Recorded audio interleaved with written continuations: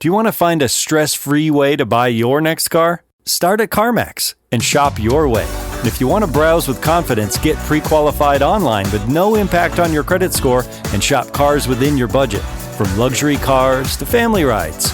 CarMax has options for almost every price range, including more than 25,000 cars priced under $25,000. So hey, want to get started?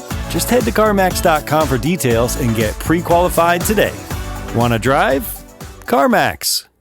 Hey listeners, this is Peter, and welcome back to the History Shorts. Today's episode is brought to you by the Podcast Republic, your ultimate listening app. Discover and subscribe to thousands of podcasts from around the world. Download Podcast Republic today, available on Google Play and the Apple App Store.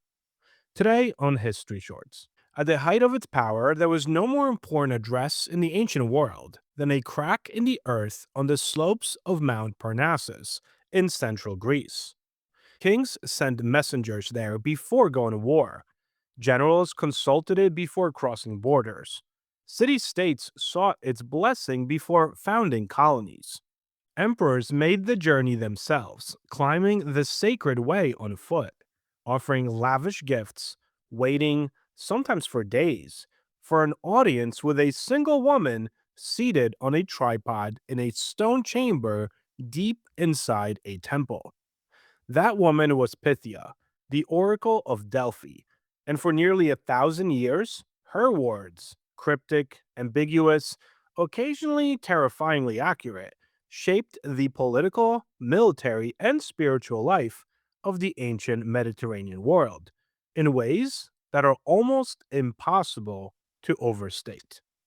Today's History Brief returns to the History Shorts Conversation Vault in a chat with New York Times bestselling author Ross King.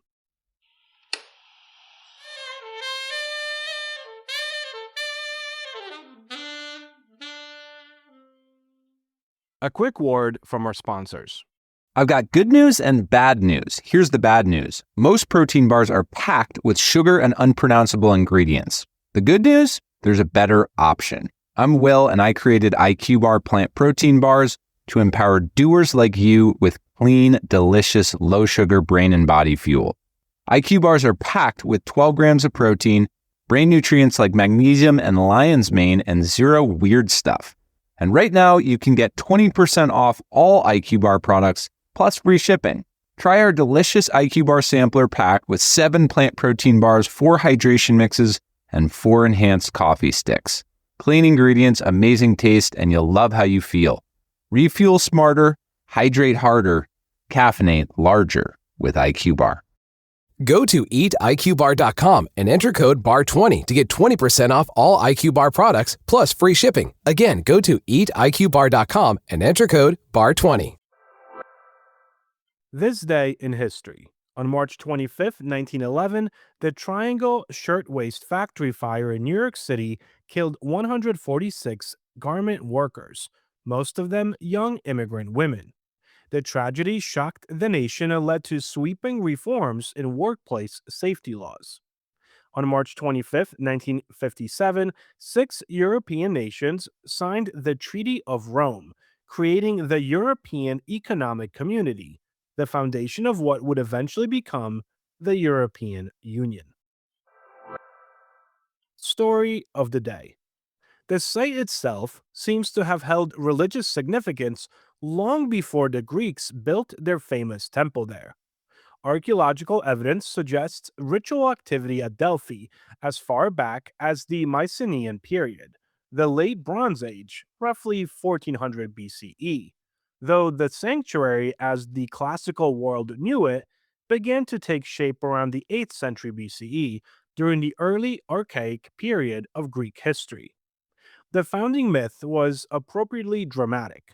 Apollo, god of light and reason and prophecy, had slain a great serpent, the Python, at this very spot, claiming the site as his own. The name Pythia, given to the oracle herself, derived directly from that myth. She was Apollo's instrument, his mouthpiece, the vessel through which the god communicated his knowledge of past, present, and future to mortal supplicants. The Greeks called Delphi the Omphalos, the navel of the world, the literal center of the earth, marked by a carved stone of that name still visible in the archaeological site today. This was not mere poetry, though, it was cosmology. Delphi occupied in the Greek imagination the point where the divine and human worlds most directly intersected. To consult the oracle was not to seek advice, it was essentially to ask a god. The mechanics of consultation were elaborate, carefully managed, and deeply theatrical, all of which was entirely intentional. Supplicants arriving at Delphi first had to purify themselves, pay a consultation fee, and present a sacrificial animal, typically a goat. The animal's behavior during sacrifice served as a preliminary omen. If the goat shivered appropriately when doused with cold water, the oracle was considered favorable for the day's consultations. If it did not, the Pythia would not receive visitors. On consultation days, which occurred only 9 times per year, the Pythia, a woman drawn from the local community, required to be of respectable background and in earlier periods required to be a virgin, though this requirement was later relaxed to include older women, descended into the Adyton, the sacred inner chamber of the Temple of Apollo. There, seated on a tripod over the break in the earth, she would enter a trance state. Ancient sources describe her as breathing vapors rising from the ground, speaking in fragmented utterances, and sometimes convulsing. Her words were then interpreted and critically reformulated by male priests who translated the Pythia's utterances into formal responses, often in verse. This interpretive layer is significant. It means that what supplicants received was not raw prophecy speech, but really a meditated, crafted text. The famous ambiguity of Delphic oracles, their capacity to mean multiple things simultaneously, was in part a function of the process. The most celebrated example remains the response given to Croesus, king of Lydia, in the 6th century BCE. The king asked whether he should go to war against Persia. The oracle told him that if he crossed the Halys River, he would destroy a great empire. He crossed, and he was destroyed. The great empire obviously was his own. The oracle was not wrong, it simply had not specified whose empire would fall. At its peak, between roughly the 7th and 4th centuries BCE, Delphi's influence touched nearly every corner of the Greek speaking world, and far beyond it. The sanctuary served as a kind of clearinghouse for Greek colonial expansion. Before founding a new city anywhere in the Mediterranean or the Black Sea regions, Greek communities almost universally sought Delphic approval. The oracle's responses shaped where colonies were planted, what gods they honored, and what legal codes they adopted. Scholars have identified well over 100 colonial foundations in which Delphi played a documented role. The Greek world as it existed by classical period, from what we now know as southern France to the Black Sea, was in part a map of Delphic endorsements. Delphi also accumulated extraordinary wealth. Kings and city-states competed to display their piety and their power through the construction of treasuries along the sacred way, small buildings designed to house the lavish offerings that they presented to Apollo. The Athenian treasury, still partially reconstructed and visible at the site today, was built to commemorate the victory at Marathon in 490 BCE. The Siphaean treasury, constructed a century earlier, was covered in marble and decorated with sculptures of remarkable quality. Walking the sacred way at Delphi in the 5th century BCE was like walking through a museum of Greek political ambition.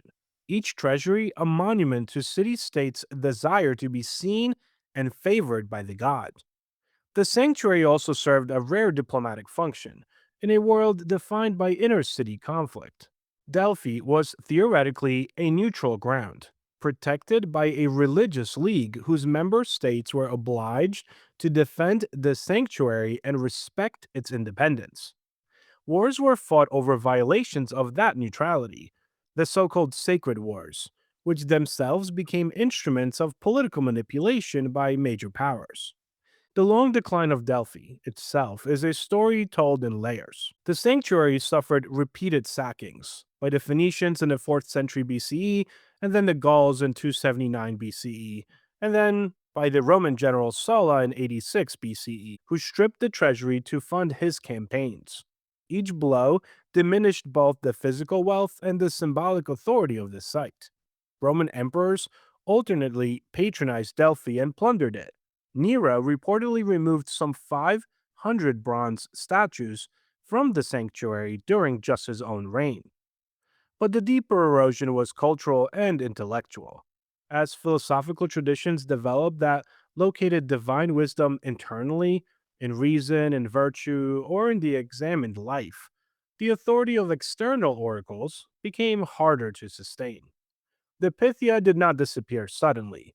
She kind of faded, consultation by consultation, as the world that had needed her certainty gradually found, or pretended to find, its certainties elsewhere. The Emperor Julian, the last pagan emperor of Rome, sent a messenger to Delphi in 362 CE in an attempt to restore the old religious traditions. The response he reportedly received has become one of the most haunting documents of late antiquity. The oracle told his messenger, in effect, that it was all over, that Apollo's spring had run dry, that the speaking laurel was silent. Whether that response was genuine prophecy, political messaging, or some priests watching their world end, we cannot say for certain. What we can say is that they were right. The Temple of Apollo was officially closed by the Christian Emperor Theodosius in 390 CE. The History Brief. We return to the History Shorts Conversation Vault and a chat with New York Times bestselling author Ross King. You can search for the entire conversation wherever you're listening to this podcast. Leonardo da Vinci died in 1519, some 20 years after he finished The Last Supper. And someone comes to him in 1517 and tells him, that painting you did in Milan, is flaking off the wall. And he must have been heartsick at that because of the fact that that was the one thing he had done in his life to that point that was going to be his hostage to posterity. That was the thing he was famous for. The Mona Lisa, when he died, was probably at the foot of his bed, and only 8 people had seen it. Thank you so much for spending some time with me today and helping make this little show such a mighty success. If you are enjoying this show and would like to help with its production, you can always donate a few dollars at buymeacoffee.com or become a Patreon member to enjoy these episodes ad-free. Both of these links can be found on our website at www.historyshortspodcast.com. Have a great rest of your day, and I will talk to you all again tomorrow.